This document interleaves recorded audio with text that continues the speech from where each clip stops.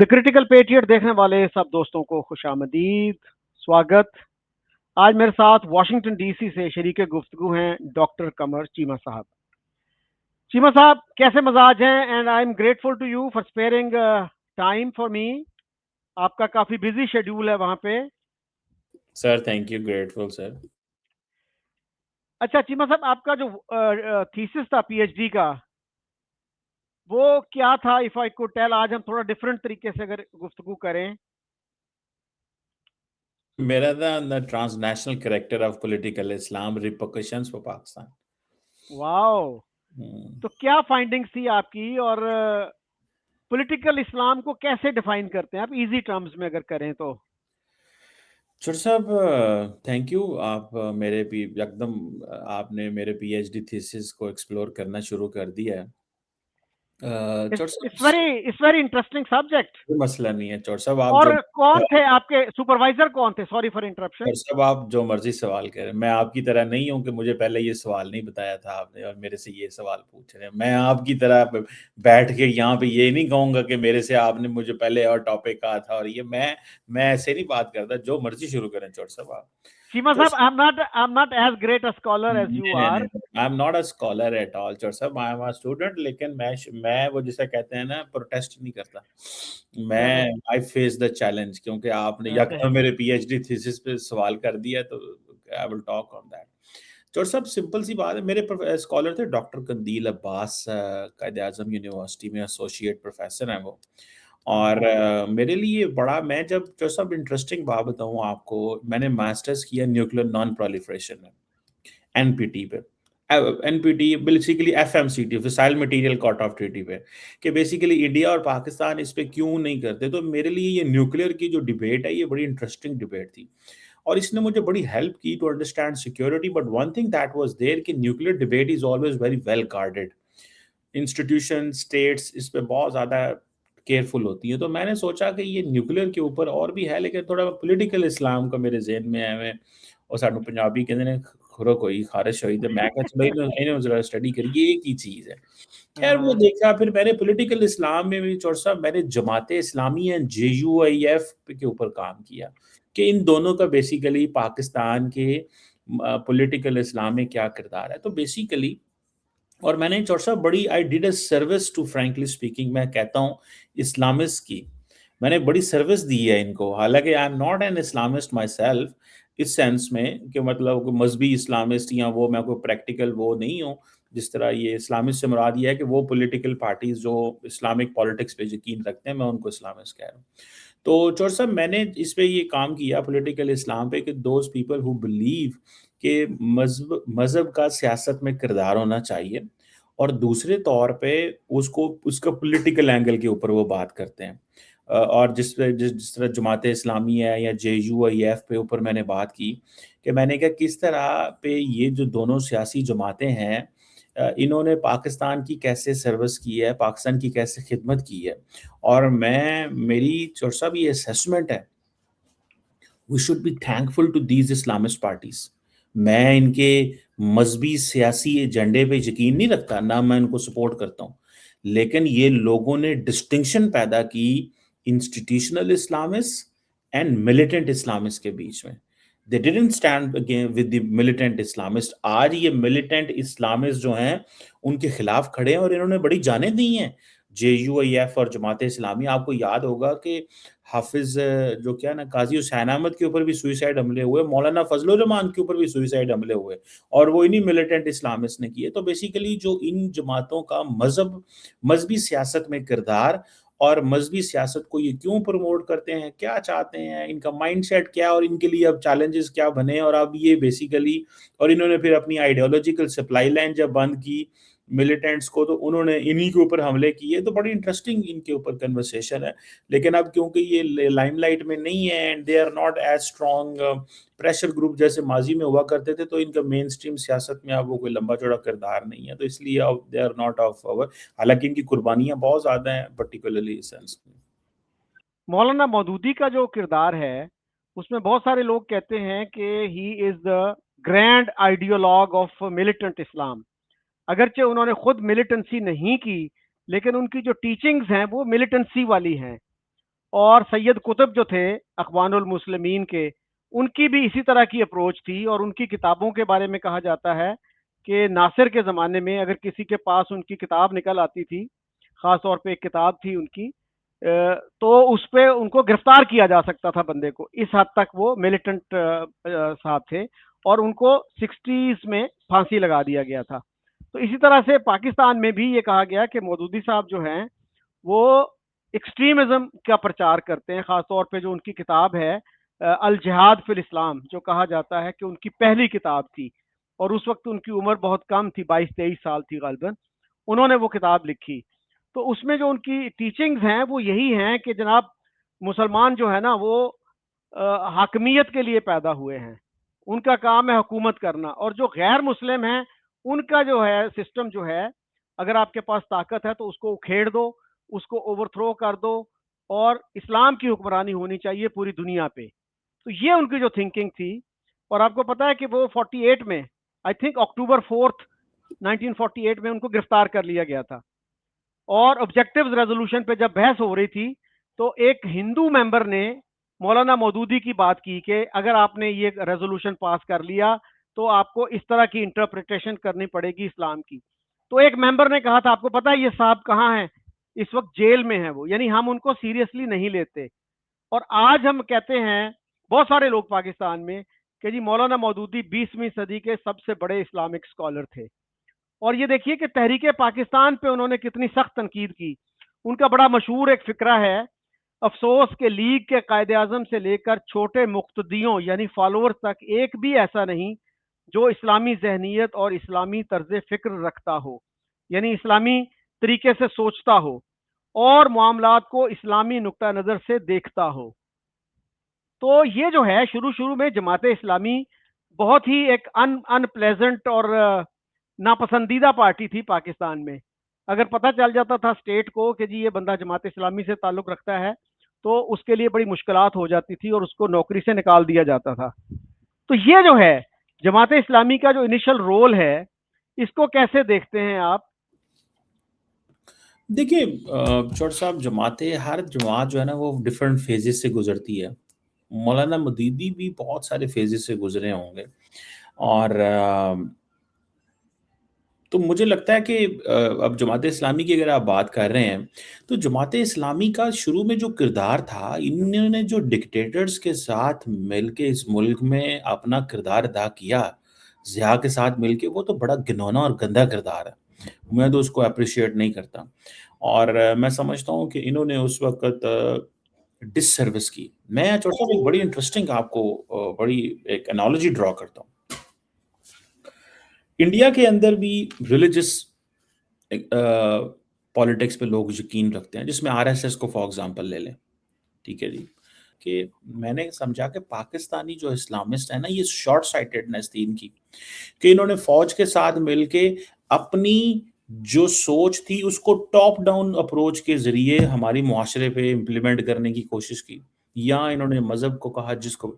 जबकि इंडिया के अंदर जो आरएसएस है, उसने अनडेमोक्रेटिक फोर्सेस का हिस्सा नहीं लिया टू इम्प्लीमेंट देयर आइडियोलॉजी। आज वो एक डेमोक्रेटिक प्रोसेस के ज़रिए आए, ले अब वो बेशक अथॉरिटेरियनिज़्म में कन्वर्ट कर रहे हैं इंडिया को, या अब वो जिस अंदाज़ से वो चीज़ें चला रहे हैं, या अब यहाँ पर उन्होंने जमहूरियत को जिस तरह वेपनाइज़ कर रहे हैं और करप्शन बीच में इन्वॉल्व कर रहे हैं, या आप जैसे आप देखते हैं कि वो कैपिटलिस्ट सोसाइटी, कैपिटलिस्ट मार्केट का फ़ायदा उठा रहे हैं, टीवी खरीद रहे हैं, बहुत मज़हब का सहारा ले रहे हैं, वो बहुत कुछ कर रहे हैं।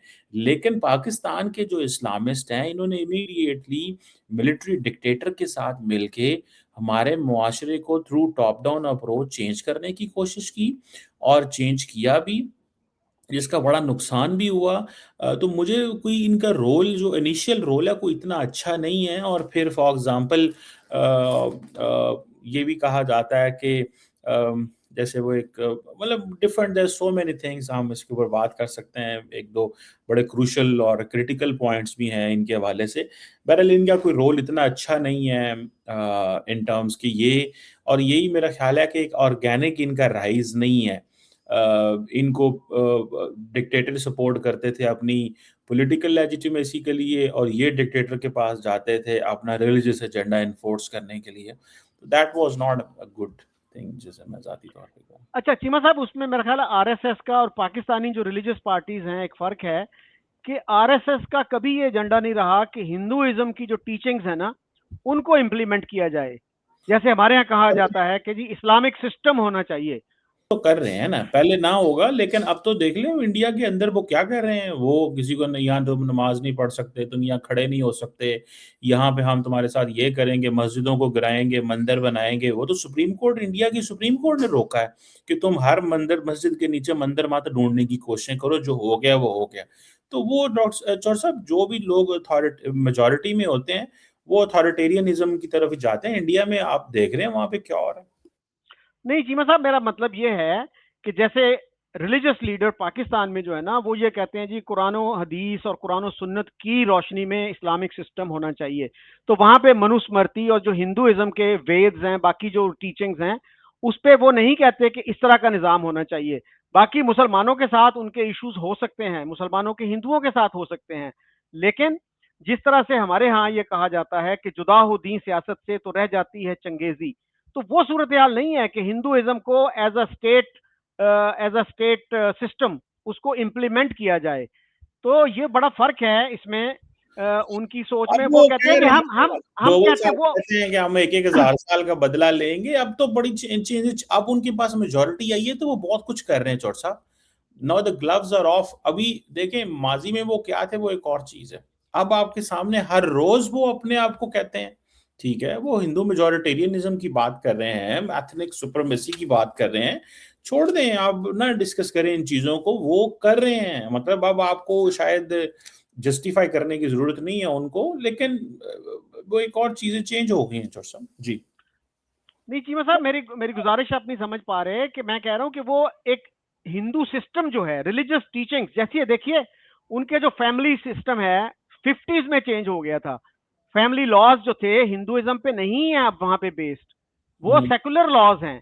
मुसलमानों को पंडित नेहरू ने उससे एग्जेम्प्ट कर दिया था कि जब मुसलमान तैयार होंगे तो फिर हम इन पे भी ये लागू करेंगे, लेकिन वो अब तक मरहला नहीं आया।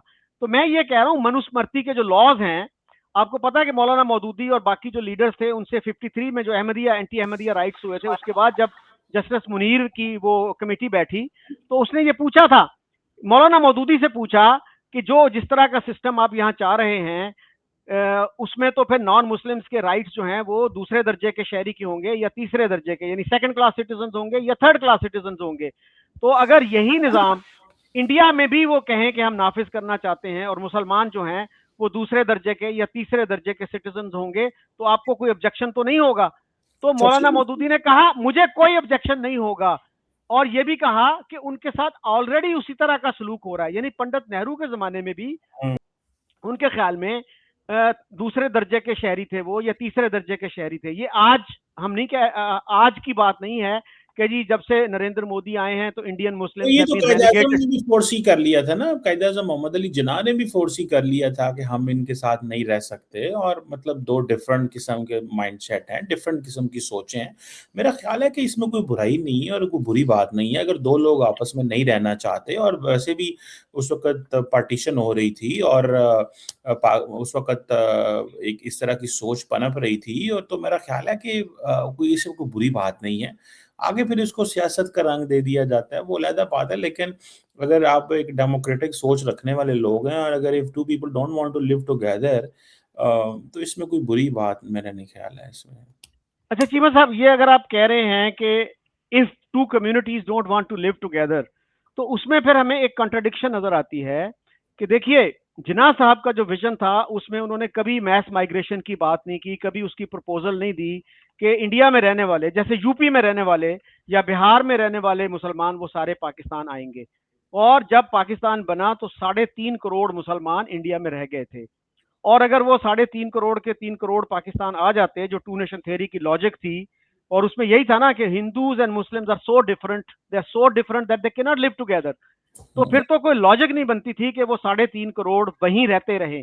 इसलिए कि यूपी के मुसलमानों में जो पाकिस्तान मूवमेंट थी वो पंजाबियों से और पठानों से ज्यादा पॉपुलर थी। तो फिर देखिए जिन्ना साहब ने यह भी कहा कि पंजाब को मत डिवाइड करें। मई 47 में उन्होंने माउंटबेटन को लिखा कि पंजाब को मत डिवाइड करें, बंगाल को मत डिवाइड करें, इसलिए कि एक पंजाबी पहले पंजाबी होता है, उसके बाद वो हिंदू या मुसलमान होता है। इसी तरह एक बंगाली पहले बंगाली होता है, उसके बाद हिंदू या मुसलमान होता है। तो उस पर माउंटबेटन ने कहा आपने तो मुझे बड़ा अच्छा आर्ग्यूमेंट दे दिया पूरे इंडिया को यूनाइटेड रखने का, इसलिए कि इंडियन भी एक पहले इंडियन होता है, उसके बाद हिंदू या मुसलमान होता है। तो ये जो है ना, इसमें इसमें बड़े मसाइल आते हैं इस तरह के। जिन्ना साहब ने जब नारा लगाया इस्लामिक निज़ाम का कि जो कुरान हमारा आइन होगा, और फिर उन्होंने 11 अगस्त की तकरीर कर दी जिसमें उन्होंने कहा कि religion has nothing to do with the business of the state. उस पर हमारे बहुत से मजहबी लोग बहुत डिस्टर्ब हुए थे। इवन चौधरी मोहम्मद अली जो बाद में प्राइम मिनिस्टर बने, कि बाबा जी ने ये क्या बात कर दी, क्योंकि जो पिछले 6-7 साल से जो बातें वो करते आ रहे थे वो बिल्कुल मुख्तलिफ थी। और उन्होंने टू नेशन थ्योरी को भी खैरबाद कह दिया, और ये अल्फाज थे चौधरी खलीको जमान के। और खलीको जमान आपको पता है कि ऑल इंडिया मुस्लिम लीग के टॉप के लीडर्स में से थे, और वो पाकिस्तान मुस्लिम लीग के पहले सदर थे। उन्होंने अपनी किताब में ये लिखा है कि जिन्ना साहब के कराची आने से पहले वो दिल्ली में थे, और उन्होंने मुझे कहा कि जो करीब करीब के मुस्लिम लीगी अवेलेबल हैं तो उनको बुलाओ, उनसे एक फेयरवेल मीटिंग करना चाहता हूं मैं। तो उसमें रिजवानुल्लाह साहब थे यूपी से, I think he was secretary general of the UP Muslim league. तो उन्होंने ऑकवर्ड क्वेश्चन शुरू कर दिए कि अब हमारा क्या बनेगा, हम तो बहुत आगे आगे थे, नारा लगा रहे थे कि हम लेके रहेंगे पाकिस्तान, बट के रहेगा हिंदुस्तान, अब हमारा क्या फ्यूचर है। तो उस पर कहते हैं कि जिन्ना साहब को मैंने कभी इतना परेशान नहीं देखा जितना उस वक्त देखा, और मैंने कहा छोड़ो यार कोई और बात करो। और वो कहते हैं कि मेरे ख्याल में इस गुफ्तगू का नतीजा था कि जिन्ना साहब ने जाते ही दो कौमी नजरिए को खैरबाद कह दिया। He bade farewell to his two nation theory.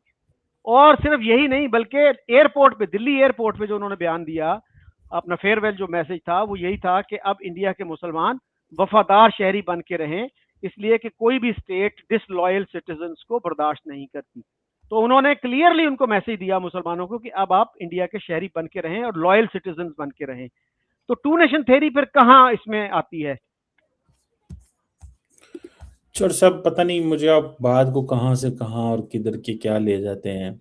मैं तो कहता हूँ टू नेशन थ्योरी जो है ना हर दौर में जिंदा है। ये जो अभी बांग्लादेश ने हसीना वाजिद की कैंपेन को आउट किया उसको, और जो उसके ऊपर हसीना वाजिद के ऊपर प्राइम मिनिस्टर मोदी और इंडियन फॉरेन पॉलिसी की और इंडिया की बहुत लंबी चौड़ी छाप थी, उसको कंडेम किया, ये भी टू नेशन थ्योरी है। और क्या आप इसको कहते हैं, इसको भी आप इसी में लेके आ सकते हैं कि मतलब अगर Hasina Wajid if being dictated by prime minister Modi, if Hasina Wajid was under pressure और Hasina Wajid was not working for the, और वो जिस अंदाज से जमात इस्लामी को टाइट कर रही थी और उसने चीज़ों को करने की कोशिश की, वहाँ पे भी 2025 में भी आपके सामने वो जिंदा है। तो मेरा नहीं ख्याल कि चौर साहब आप जिस चीज़ को साबित करने की कोशिश कर रहे हैं वो चीज़ें हैं। चीमा साहब देखिए, जब बांग्लादेश बना तो उसके फौरन बाद ही तकरीबन वो एक तहरीक शुरू हुई थी पाकिस्तान में, बांग्लादेश नामंजूर तहरीक। और उसमें आर्ग्यूमेंट क्या था, यही था कि जी देखें अगर बांग्लादेश को हमने तस्लीम कर लिया तो दो कौमी नजरिए की निगेशन हो जाएगी इससे। सो उस वक्त ये आर्ग्यूमेंट था। और अब देखिए, बांग्लादेश हो या कोई मुल्क, उसकी पॉलिसीज डिक्टेटोरियल हो सकती हैं, डेमोक्रेटिक हो सकती हैं, लेकिन उससे टू नेशन थ्योरी कैसे फिर साबित होती है? या तो ये है ना कि अब देखिए हसीना वाजिद चली गई तो वहां के लोग ये कहें कि जी हमें अलहदा किया गया था, जबरदस्ती इंडिया ने अलहदा किया था, हम दोबारा पाकिस्तान के साथ जाना चाहते हैं because Muslims are one nation. Two nation theory की तो फिर लॉजिक यही बनती है ना। तो लेकिन वो तो नहीं हुआ, और इंडिया में भी किसी ने नहीं कहा कि बांग्लादेश को मर्ज कर लो इसमें अपने मुल्क में। तो बहरहाल ये मुझे बताइए कि पाकिस्तान का जो है, पाकिस्तान ने जो पोजीशन ली, मसलन 50s में इंडिया ने आईआईटीज बनाना शुरू कर दिए, इंडियन इंस्टीट्यूट्स ऑफ टेक्नोलॉजी। और अब जो है वहां पे 23 आईआईटीज हैं, बाकी इदारे भी बड़े अच्छे हैं, अच्छे स्टैंडर्ड के हैं, लेकिन हम जो है उस तरफ नहीं गए, हमने तालीम को निगलेक्ट किया। आज देखिए कि इंडिया में लिटरेसी रेट 80% से ऊपर है, हमारा जो है वो 62% से ऊपर जाने का नाम नहीं ले रहा। चोर साहब, आपको और वाकई लगता है 80% वहां पे लिटरेसी रेट है? और जी अगर जी 80% लिटरेसी रेट है, ठीक है, तो जो उनकी जीडीपी है और जो आउटपुट है वो उतनी होनी चाहिए जितनी एक 80% मुल्क की होनी चाहिए। 80% का मतलब ये है कि 100 करोड़ बंदा इंडिया का पढ़ा लिखा है और वो नॉलेज इकोनॉमी में कंट्रीब्यूट कर रहा है।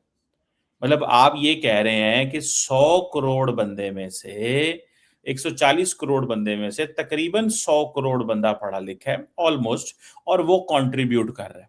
यानी कि अगर 100 करोड़ बंदा एक एक जो जो इंडिया की नॉलेज इकोनॉमी का हिस्सा है, उसमें से 80 करोड़ उसी पढ़े लिखे को, या उसमें से कम कर ले 50 करोड़ को, इंडियन गवर्नमेंट तो आटा दे रही है।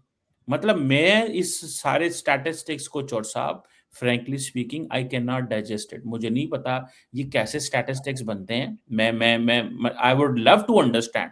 और दूसरी बात ये है चौर साहब, 100 करोड़ बंदा अगर पढ़ रहा हो ना, पढ़ा लिखा हो, और वो नॉलेज इकोनॉमी का हिस्सा हो, और उसकी वो हो, तो वो मुल्क की इकोनॉमी जो है ना वो छत पे वो और तरफ जा रही हो। ठीक है। सो लेकिन आप क्योंकि कहते हैं, आपने क्योंकि ज्यादा मोहब्बत है आपको चीजों से, तो मैं आपको ना तो नहीं कर सकता ना, लेकिन मैं चीमा तो साहब, मैं- आपने मेरी बात पूरी नहीं सुनी। देखिए, लिटरेसी और एजुकेटेड में भी फर्क होता है, ठीक है ना। लिटरेसी का मतलब वो नहीं है कि आपको हाईली एजुकेटेड हैं, लेकिन मैं लिटरेसी की बात कर रहा हूं। और ये देखिए, प्रैक्टिकल उसकी इंप्लीमेंटेशन देखिए कि 20 ईयर्स अगो, यानी आज से 20 साल पहले, इंडिया जो था वो 14th लार्जेस्ट इकोनॉमी था, 14वें नंबर पे था। आज वो 5वीं बड़ी इकोनॉमी है और वहां का ग्रोथ रेट है 7.7%। पाकिस्तान जो था 20 साल पहले वो 41st, यानी 41वें नंबर की इकोनॉमी था। अब वो 42वें नंबर की इकोनॉमी हो गया, यानी एक दर्जा नीचे गए हैं हम।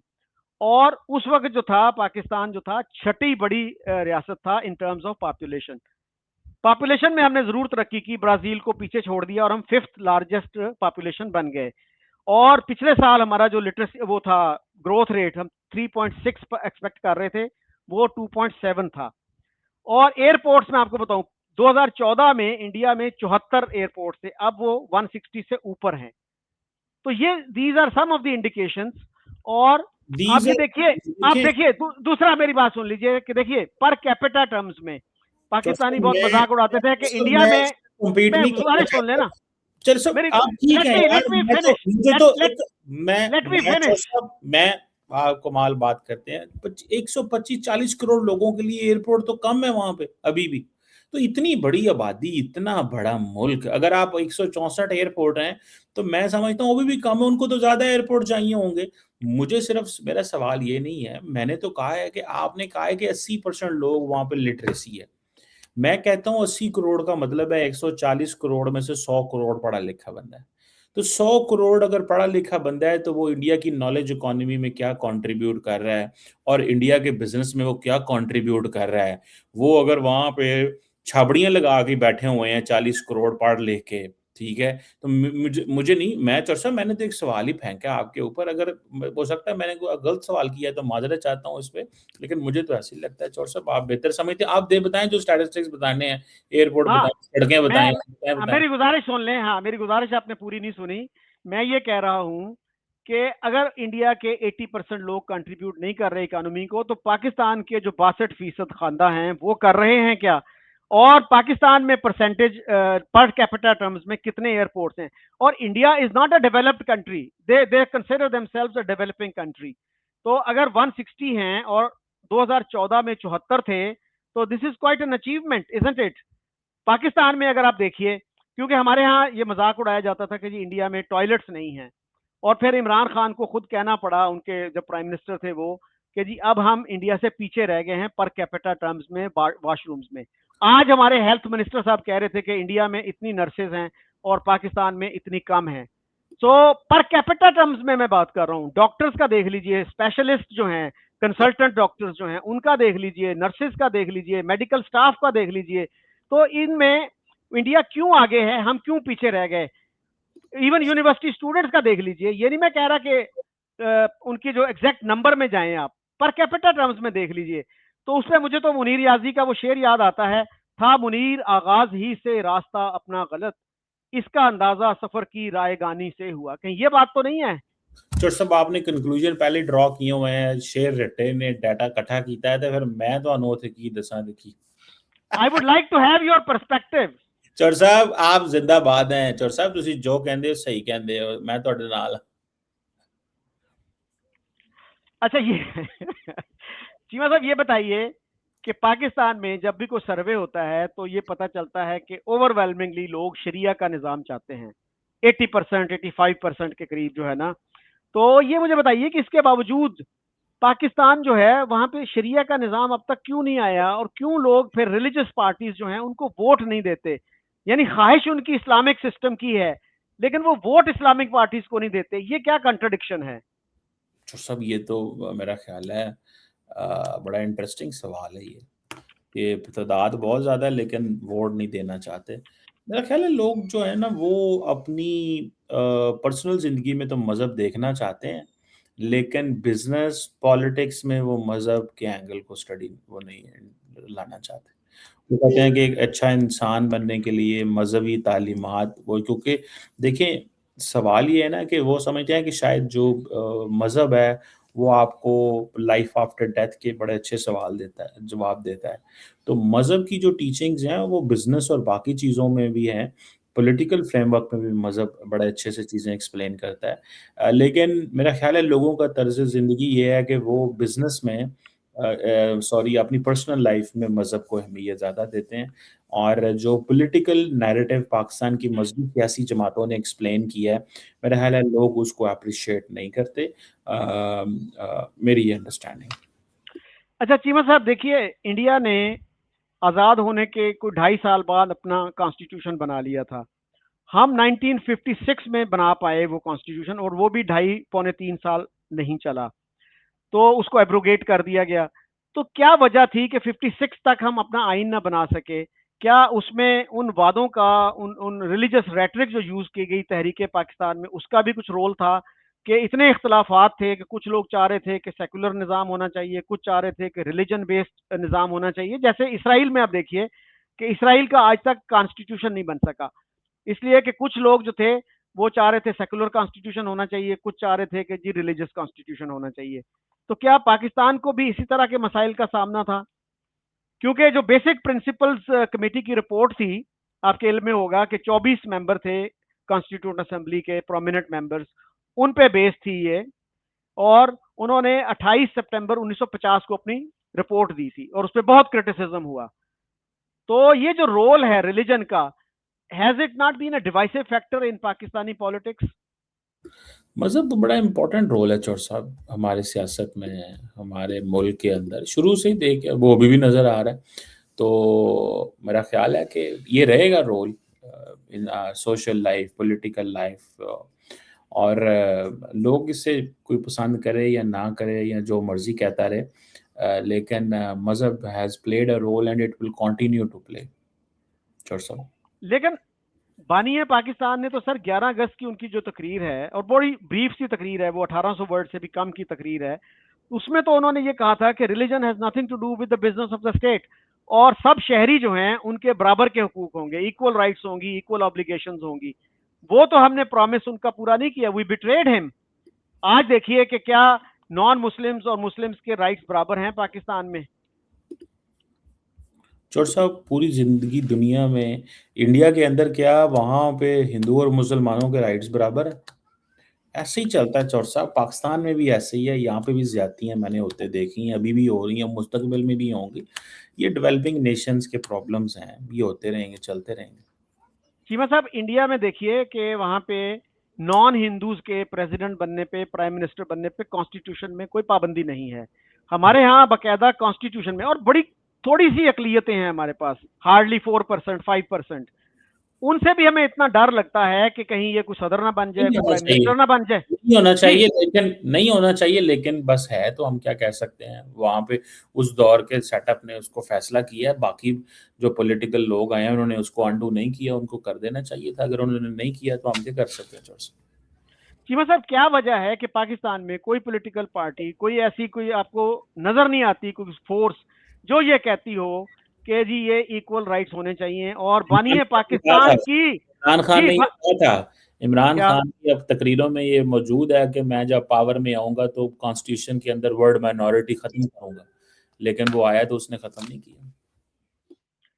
सो क्या किसी पार्टी ने, पीपल्स पार्टी ने, पीएमएलएन ने, एएनपी ने, एमक्यूएम ने, किसी ने क्रिटिसाइज किया उनको कि भाई आप इक्वल राइट्स क्यों नहीं देते हो, हम आपको सपोर्ट करेंगे? तो क्यों हमारे यहाँ जो है ये कल्चर जो है, पॉलिटिकल कल्चर, वो इस चीज को सपोर्ट नहीं करता कि 1973 का आइन था, अगर वो आर्जी तौर पे भुट्टो साहब का कोई वो था, कंप्रोमाइज था। हालांकि भुट्टो साहब तो कैंपेन जो थी 1970 उसमें भी कहते थे कि अवाम जो है ना वो इस्लामी आइन के अलावा कोई चीज कबूल नहीं करेंगे। अब कितने इस्लामिक माइंडेड थे भुट्टो साहब, लेकिन पॉलिटिक्स के लिए, पॉलिटिकल पर्पसेस के लिए वो यूज करते थे इस्लाम को। तो फिर हमारी जो पार्टीज हैं ये इस्लाम को यूज करती हैं पॉलिटिक्स के लिए।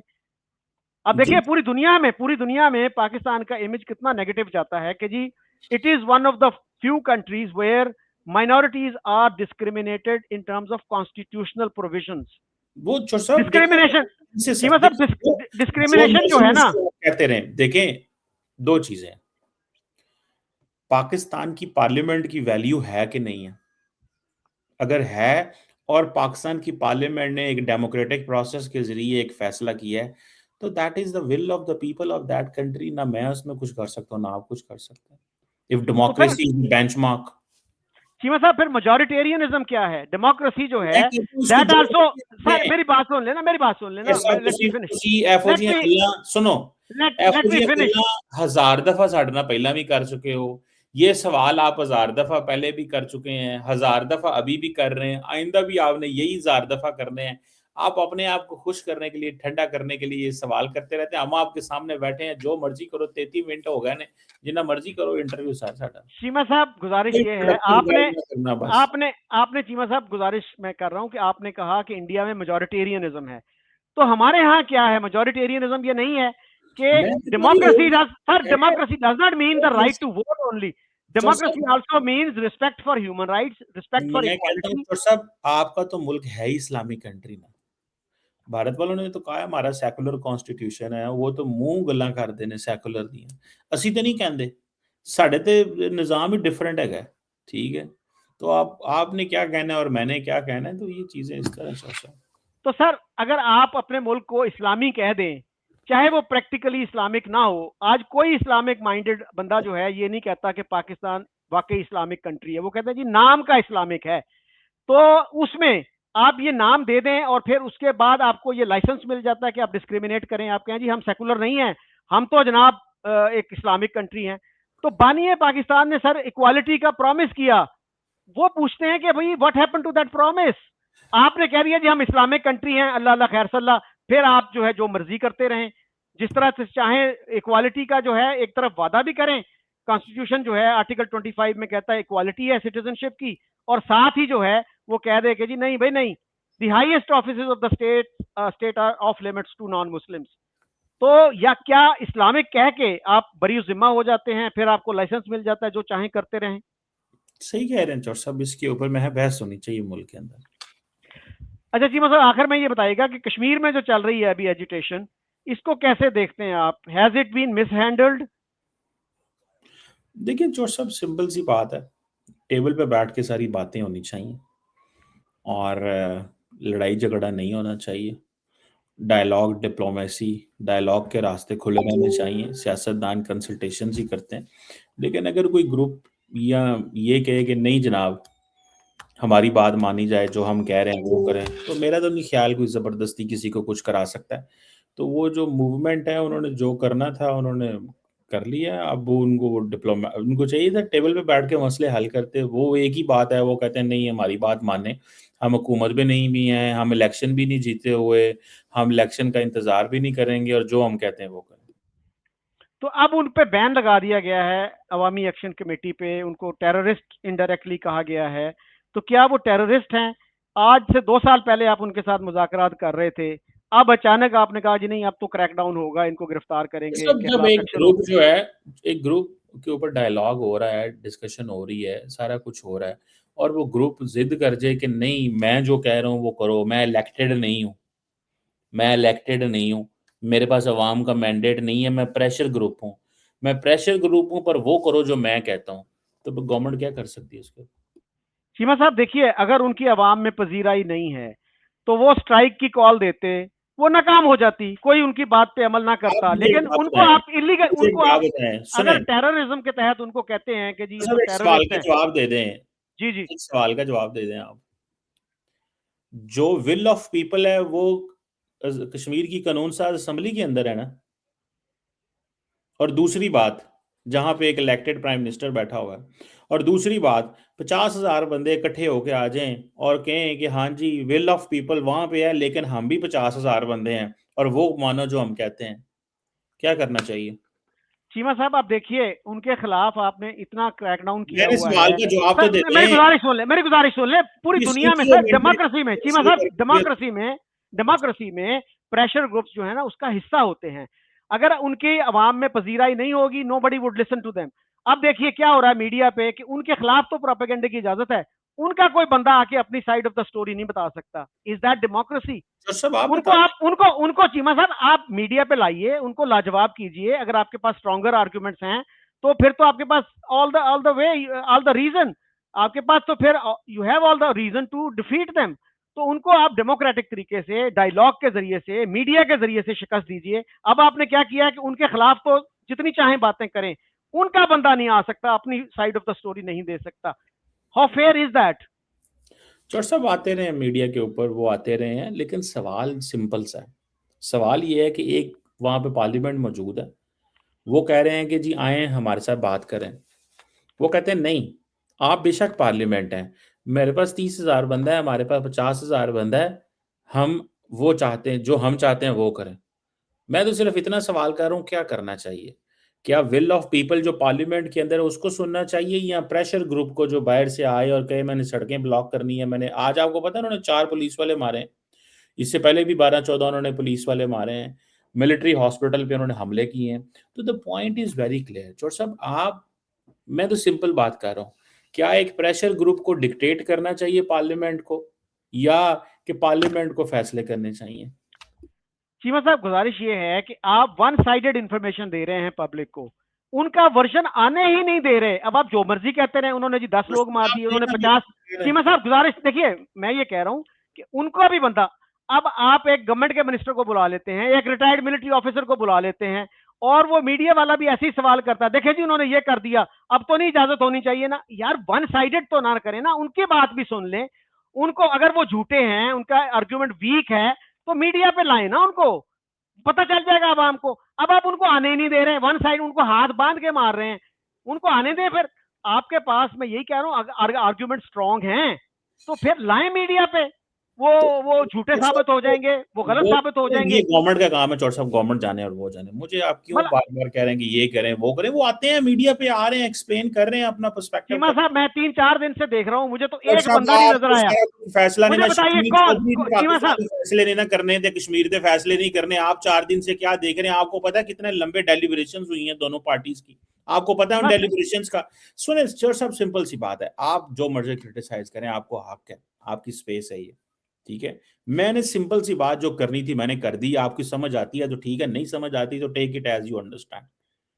कि आप एक प्रेशर ग्रुप इलेक्टेड असेंबली को ये फोर्स नहीं कर सकता कि जो हम कहते हैं वो उसके ऊपर स्टैंप लगाओ। सिंपल सी बात है।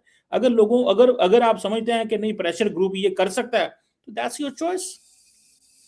तो चीमा साहब मैं ये गुजारिश कर रहा हूं कि पूरी दुनिया में डेमोक्रेसी में, अमेरिका में क्या ऐसे मुजाहरे नहीं हुए? ब्लैक्स जो थे पार्लियामेंट में नहीं होते थे, लेकिन वो लाखों का इज्तिमा करते थे, वो मिलियन मैन मार्च कहते थे उसको।